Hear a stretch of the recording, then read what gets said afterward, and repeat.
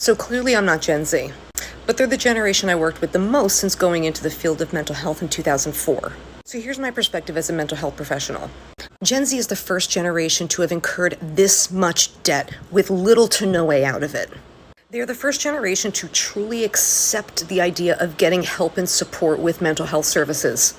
And as a result, when they're able to express themselves in healthier and more positive ways, the older generations are calling them crybabies and too emotional. It is in fact possible that somebody can be traumatized by witnessing something and not just having something happen to them.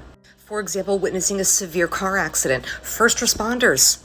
You see, there's a difference between what we call little t trauma and big T trauma. Big T trauma are the things you would think of, like being in a war or being assaulted.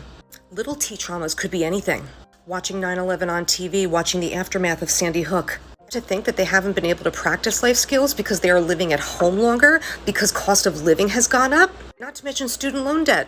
Having that much debt, having difficulty becoming independent as a result of it, not to mention isolation during a pandemic, maybe being fired in a pandemic, watching massive political divide and wars, seeing their loved ones get their human rights stripped away, seeing systemic racism, being concerned about climate change in their future, watching people lose their lives in a pandemic, watching repeated acts of mass violence without anybody doing anything about it.